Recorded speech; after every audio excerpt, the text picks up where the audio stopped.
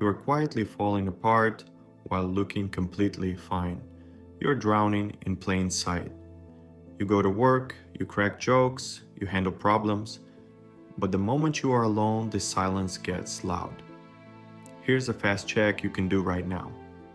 Ask yourself, if my closest friend felt exactly like I do, would I tell him to just toughen up? If your answer is no, then you already know the standard you deserve, and you can start applying it to yourself. This whole situation is a silent crisis because it hides in plain sight. Men are often taught that being strong means being low need, low emotion, and easy to be around.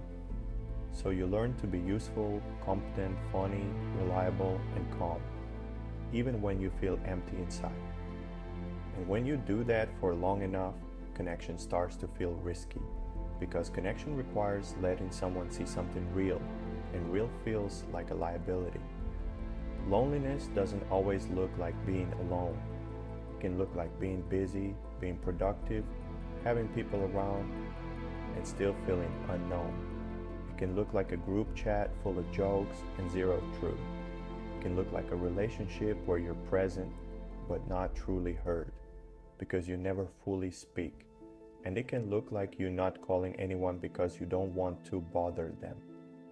The cause of this silence is not just sadness, it is fatal. More men die by suicide than women in many countries.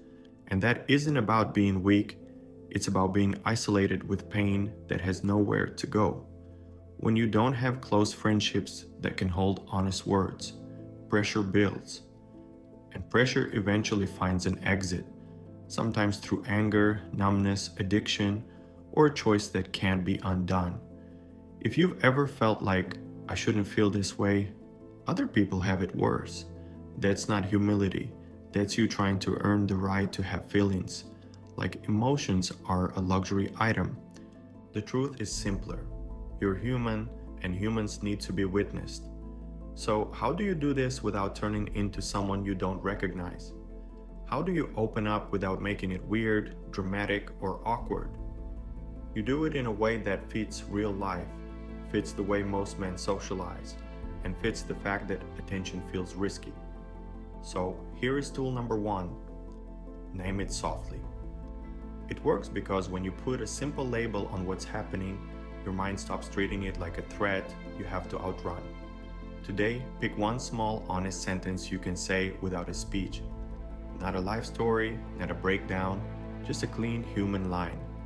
Try it with a friend, a sibling, even a coworker you trust a little, right in the flow of normal talk. You can say it when you're walking, driving, gaming, grilling, or doing errands, because side-by-side talk takes pressure off the face-to-face intensity. An example sounds like, lately I've been more on edge than I look, and then you let there be a beat. If they ask what's going on, you give one detail, not 10. If they don't, you don't punish yourself for it. You just stayed honest for a moment, and that matters. Name it. Softly is not about dumping emotion. It's about proving to your nervous system that truth won't kill you. The next move is two-text rule. It works because loneliness grows when you wait for perfect timing and perfect words, and small contact keeps the bridge from collapsing. Today, choose 2 people you don't want to lose. Send each person one simple message that doesn't demand a deep conversation. Keep it specific and light, but real. Something like, saw this and thought of you, or you crossed my mind today, hope you're good. If you want to go one notch deeper, you can add a tiny hook that invites connection without forcing it. Like, got time this week for a quick catch-up? The key is that you do it even if you feel a little exposed, because the feeling of exposure is the old training talking. Here's what this looks like in everyday life. You're standing in a kitchen, scrolling, feeling that quiet fog. You think about texting your friend, then you stop because you don't want to seem needy. 2-text rule is you texting anyway, not as a performance but as maintenance, like checking the oil before the engine seizes. And if they don't respond fast, you don't spiral. You remind yourself you're building a habit, not chasing instant relief. This is the midpoint, and if you want more scripts like this that make real life feel more doable, subscribe. Now, there's a deeper problem underneath all of this. A lot of men have people, but they don't have closeness. They have teammates, co-workers, drinking buddies, gym acquaintances, but few have the kind of friendship where you can say, I'm not okay, and it lands safely. That doesn't happen by accident. It happens through repetition. So the third move is consistent circles. It works because friendship becomes real when you see the same people often enough that the relationship doesn't depend on constant texting or big emotional moments. Today, pick one repeating place where you can be around the same faces regularly. Not online scrolling, not random events, something that meets weekly or at least twice a month. It could be a lifting group, a run club, a martial arts class, a language meetup, a volunteer shift, a board game night, a local football kickabout, or a regular coffee with one friend every Saturday.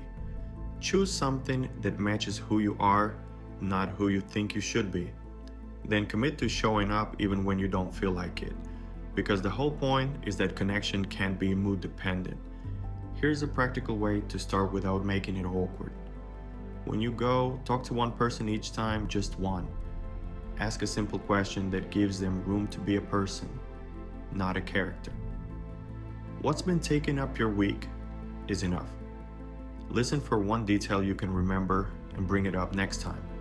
That's how you turn familiar faces into actual friends. And when you've got a tiny bit of trust, you can use one clean sentence to make honesty safe.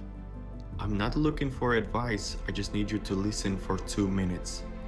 A lot of men avoid this because they think closeness requires a big emotional talk. Most of the time, it doesn't.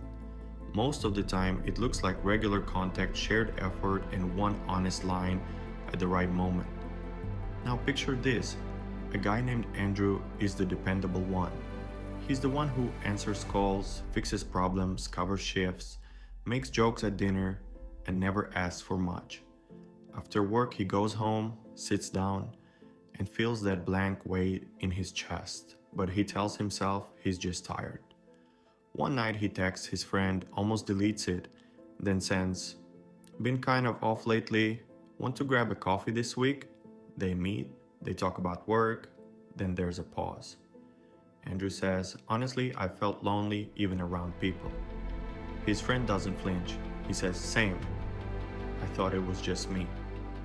That coffee doesn't solve life, but it cracks the seal, and the pressure finally has somewhere to go.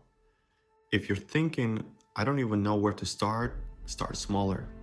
Start with the version of you who can handle a 2-sentence truth, because the goal isn't to become someone who talks about feelings all day. The goal is to stop living like you're the only one allowed to carry your pain. Also, you don't need a huge circle. 2 good connections can change everything. One friend you can call when you're spiraling. One place you show up where people would notice if you disappeared.